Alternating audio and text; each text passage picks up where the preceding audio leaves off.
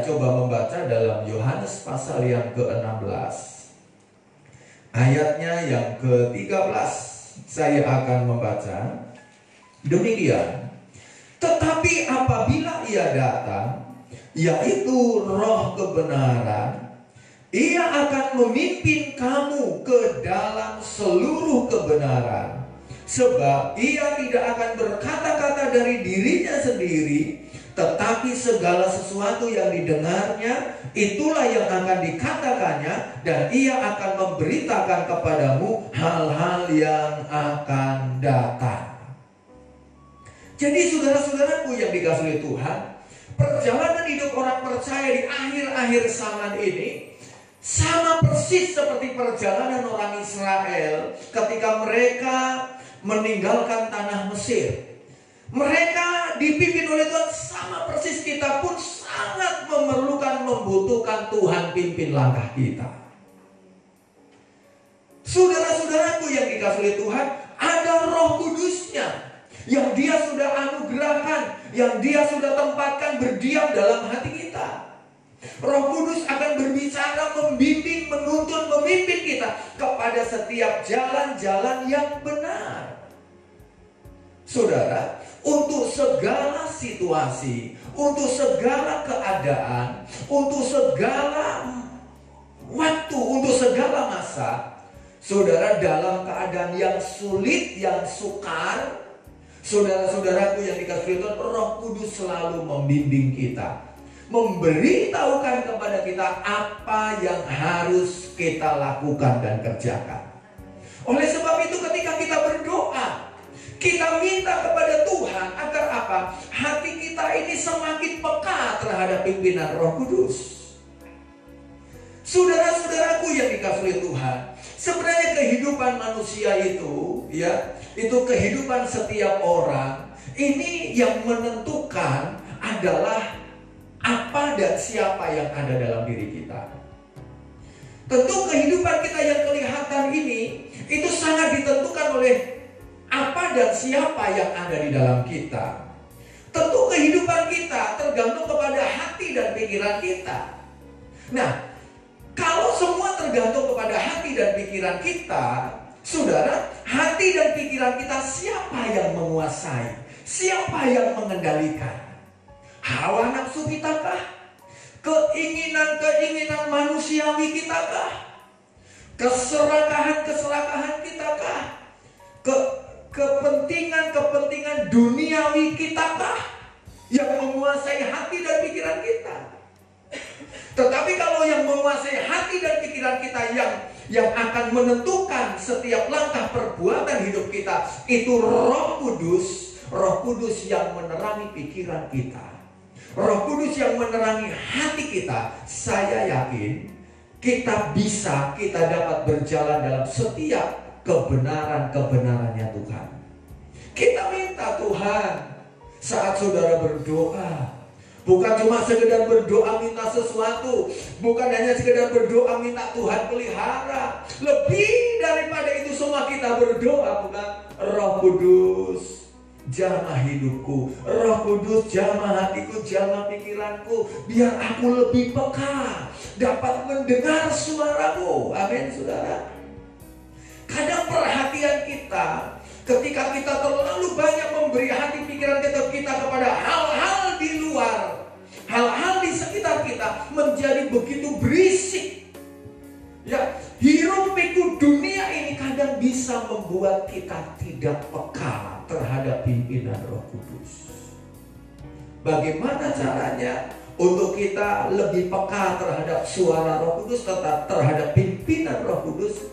Banyak-banyak duduk di kaki Tuhan dan berdoa. Itu pertama. Bicara tentang firman Allah, saudara, Roh Kudus itu memimpin kita. Pasti saudara seiring dengan kebenaran-kebenaran firman-Nya. Roh Kudus tidak pernah memimpin saudara untuk melakukan sesuatu yang tidak sesuai dengan apa yang tercatat dalam Alkitab. Kalau ada spirit semangat yang lain untuk melakukan sesuatu yang berseberangan dengan apa yang tertulis dalam Alkitab, itu adalah spirit-spirit yang bukan dari Tuhan.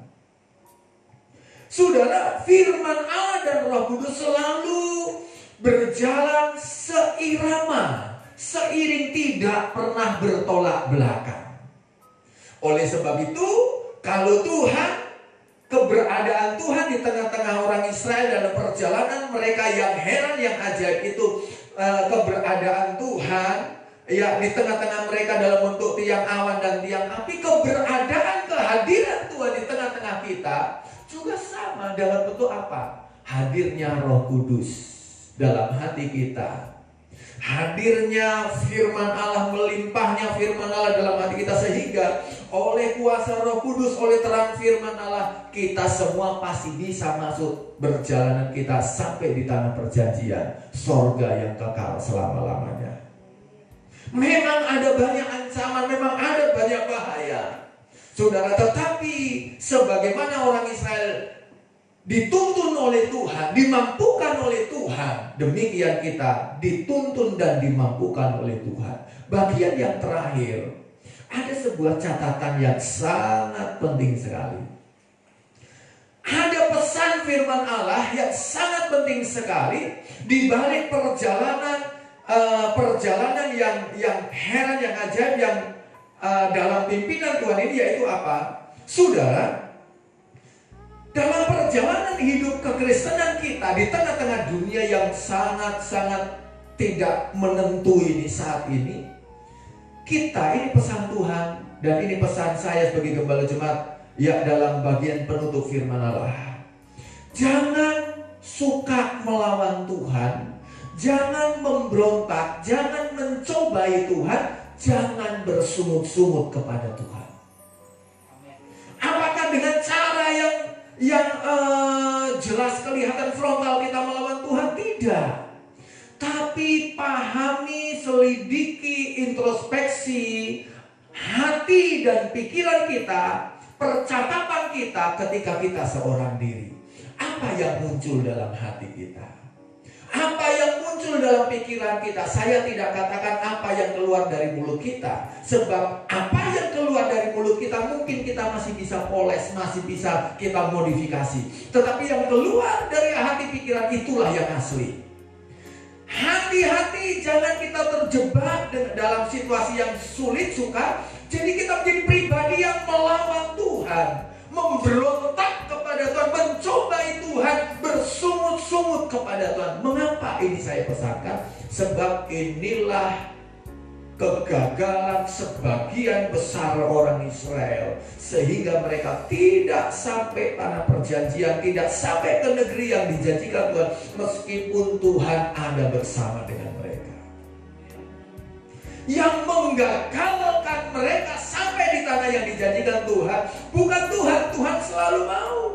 Tetapi saudaraku, dalam situasi-situasi tertentu, dalam situasi-situasi yang sulit, Tuhan dapati orang-orang ini, Tuhan dapati ternyata mereka adalah pribadi-pribadi yang suka melawan Tuhan.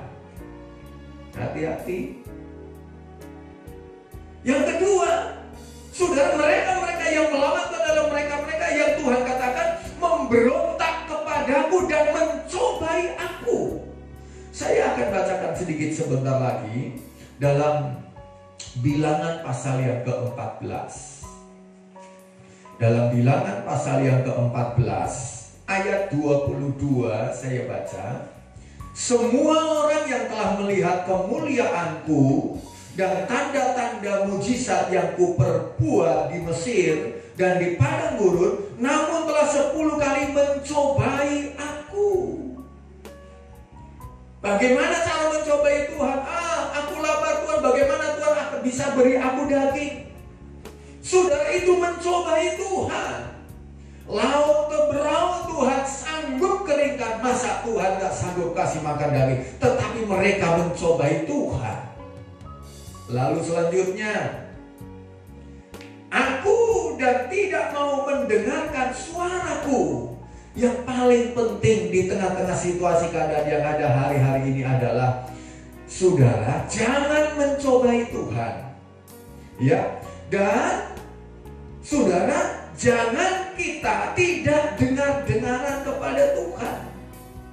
Dalam ayat 22 bagian terakhir, dan tidak mau mendengarkan suaraku, pastilah tidak akan melihat negeri yang kujanjikan dengan bersumpah kepada nenek moyang mereka.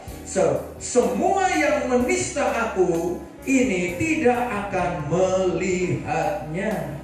Mereka yang tidak dengar-dengar. Ayat 35 selanjutnya dikatakan di sana, mereka yang melawan Tuhan. Ayat 36 selanjutnya, mereka yang bersungut-sungut kepada Tuhan. Saudara, mereka tidak selamat dan mereka mati di tengah-tengah perjalanan mereka di padang gurun. Untuk perjalanan kita sampai pada akhirnya, untuk kita bisa dalam perjalanan hidup kita ini bisa menghadapi tetap berjalan, ya saudara, kita bersyukur bahwa Dia Allah yang setia. Saudara, badai yang dihadapi semua orang hari-hari ini sama. Hanya memang keadaan satu dengan yang lainnya berbeda. Saudara, kiranya kita dengan firman Allah yang sudah kita dengar pada malam hari ini, bahwa perjalanan hidup kita meskipun terseok-seok, perjalanan hidup kita adalah perjalanan yang dipimpin oleh Tuhan.